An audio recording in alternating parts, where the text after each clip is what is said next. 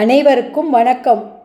தூத்துக்குடி மாவட்டம் தேரி குடியிருப்பு கற்குவேல் ஐயனார் கல்லர்வெட்டு திருவிழாவில் நடந்த சொக்கப்பனை தீபம் ஏற்றும் நிகழ்ச்சியைத்தான் இந்த வீடியோவில் பார்ப்போம். இந்த வருடம் ஐயனார் கோயிலில் ஞாயிற்றுக்கிழமை கல்லர்வெட்டு திருவிழா சிறப்பாக நடைபெற்றது. வெள்ளி இரவு சனி மதியம் என்று கற்குவேல் ஐயனார் கோயிலில் நல்ல மழை நீர் ஆறாக பெருக்கெடுத்து ஓடியது. நாங்கள் வெள்ளிக்கிழமை அதாவது 13/12/2024 அன்று மதியம் 2 மணி அளவில் கற்குவேல் ஐயனார் கோயிலை அடைந்தோம். நாங்கள் தங்கியிருந்த இடத்தில் அருகில்தான் பனை ஓலைகளால் சொக்கப்பனை கட்டப்பட்டிருந்தது. கடந்த பல ஆண்டுகளுக்கு பிறகு கற்குவேல் ஐயனார் கோயிலில் திருக்கார்த்திகை தீபத் திருவிழாவும் கல்லர்வெட்டு திருவிழாவும் ஒன்றாக வந்துள்ளது. வெள்ளிக்கிழமை மதியம் 3 மணி அளவில் சாரலாக இருந்த மழை இரவு பெரும் மழையாக மாறியது. சொக்கப்பனை மழை நீரால் மிகவும் நனைந்திருந்தது.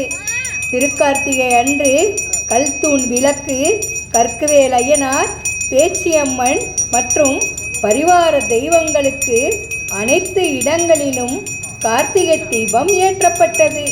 பின்னர் சொக்கப்பனைக்கு புது வேஷ்டி மாலை அணிவித்து பூஜைகள் நடைபெற்றன. மழையில் நனைந்த சொக்கப்பனை எரியுமா எரியாதா? என்ன ஆச்சரியம்! சொக்கப்பனைக்கு சூடம் ஏற்றி பூஜை முடிந்தவுடன் கொழுந்துவிட்டு எரிய ஆரம்பித்தது.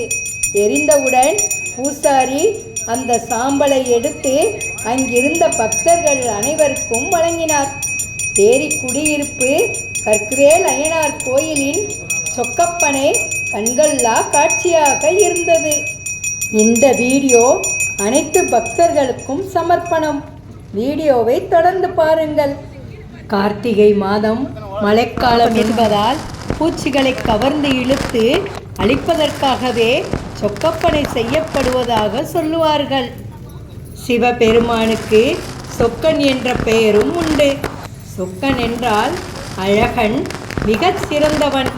சிவனை சொக்கன் என்று அழைப்பதால் தான் சொக்கப்பனை என்ற சொல் வழக்கு உண்டாயிற்று என்றும் சொல்லுவார்கள். சிவபெருமான் மட்டுமன்றி அனைத்து தெய்வங்களும் ஜோதி வடிவமாய் பக்தர்களின் வாழ்வில் அருள் வழங்கி ஒளி ஏற்றுவதாக ஐதீகம். இதனை மக்களுக்கும் உணர்த்தும் வகையிலேயே திருக்கார்த்திகை அன்று அனைத்து கோயில்களிலும் சொக்கப்பனை ஏற்றுகிறார்கள். தமிழர்களின் தொன்மையான திருவிழாக்களில் ஒன்றுதான் திருக்கார்த்திகை தீபத் திருவிழா. இறைவனை ஒளி வடிவில் கொண்டாடும் விழா. காணாத அருவினுக்கும் உருவினுக்கும் காரணாய நீல் நாகம் அணிந்தாருக்கு நிகழ் புரியாம் சிவலிங்கம். நானாது மேடிய மால் நான்முகனும் காண நடும் தேனாலும் தழல் பிழம்பாய் தோன்றியது தெளிந்தார். இது சொக்கப்பனை வைபவத்தின் சிறப்புகளையும் அதனின் தாத்பரியத்தையும் விளக்கும் பெரிய புராணத்தில் வரும் அற்புதமான பாடல் இது. டாடி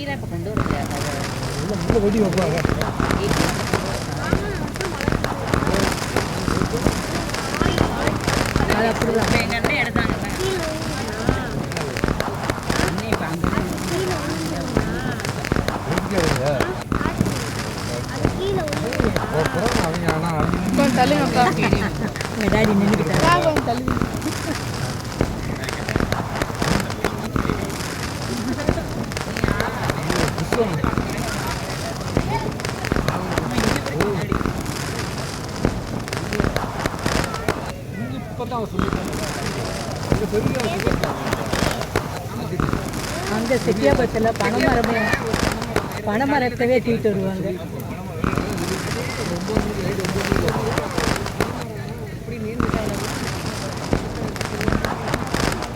அதை தூக்குறதுக்கே 30 குடும்பத்தால் தூக்கிட்டு வருவாங்க.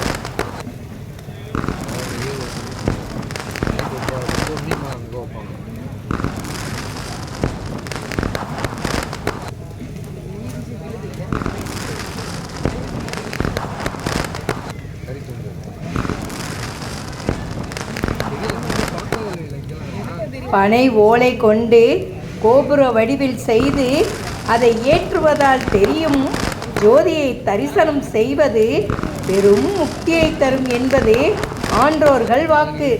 இதனால் ஆணவம் எரிகிறது, கூடவே அஞ்ஞானமும் எரிகிறது என்பது சொக்கப்பனை எரிப்பதின் தத்துவம். கற்குவேல் அய்யனார் கோயிலில் நடைபெற்ற திருக்கார்த்திகை சொக்கப்பனை தீபம் கண்ட அனைத்து பக்தர்களுக்கும் கற்குவேல் அய்யனார், பேச்சியம்மன் மற்றும் பரிவார தெய்வங்கள் அருளை வாரி வழங்கி வாழ்வில் தீப ஒளியை ஏற்றுவார்கள் என்பது திண்ணம். வாய்ப்பு கிடைத்தால் அடுத்த வருடம் திருக்கார்த்திகை சொக்கப்பனையை கற்குவேல் அய்யனார் கோயிலுக்கு சென்று பாருங்கள்.